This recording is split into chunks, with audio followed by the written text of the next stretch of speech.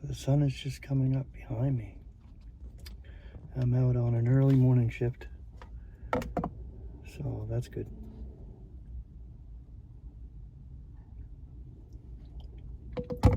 So thinking about our expectation and our deliverance, which is the deliverance of our bodies.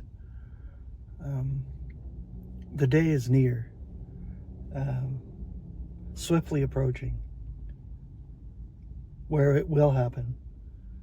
That's why it's called expectation, not hope. We will be delivered, and thank God for that.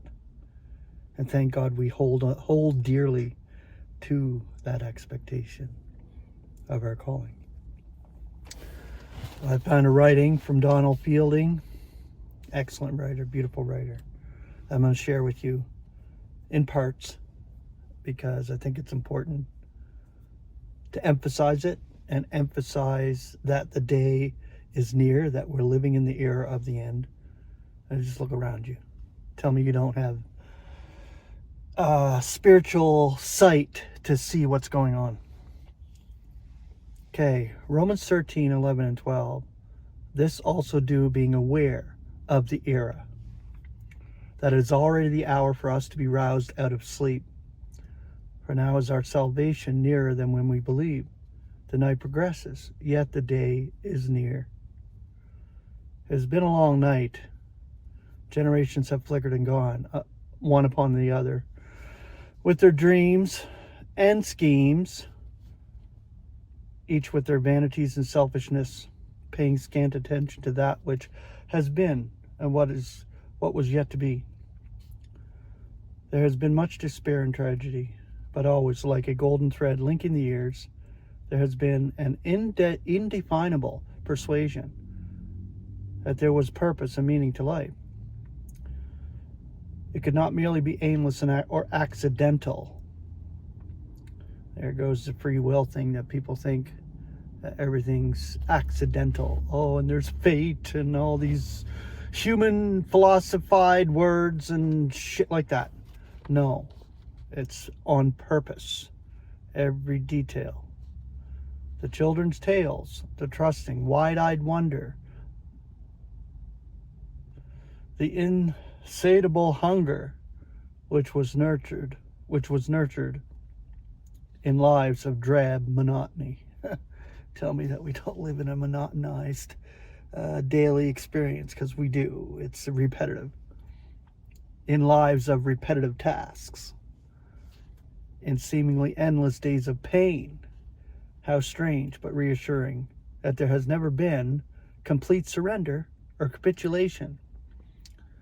Never a wholesale yielding to the adversary's insidious whispering, snare of futility, it's all futility or vanity, like King Solomon said. Oh, how blessed is the guardian who has sustained humanity. Exactly. Our God and Father. All is out of God. All is of God. Exactly. How the elect have loved God's precious word. God's beautiful word. God's scripture. God's living, breathing word that is in us. Despite evil opposition and suppression and oppression, this same word has been wonderfully preserved. Within the pages of our aching hearts have rejoiced in rich horizons, new endeavors, and a love which far surpassed our wildest dreams. Especially important were the secrets which have pointed us to the stars and have directed our thoughts and value away from transient materialism to the incredible promise of immortality.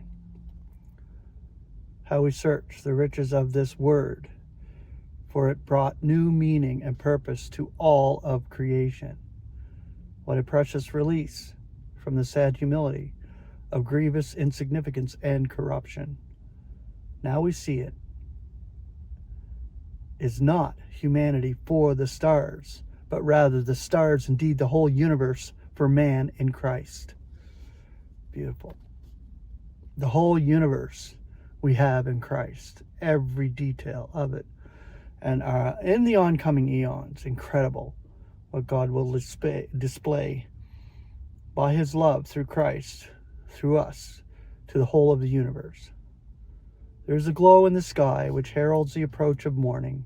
The shadows loom heavy, and the change is so slight that only a few have noticed the transition.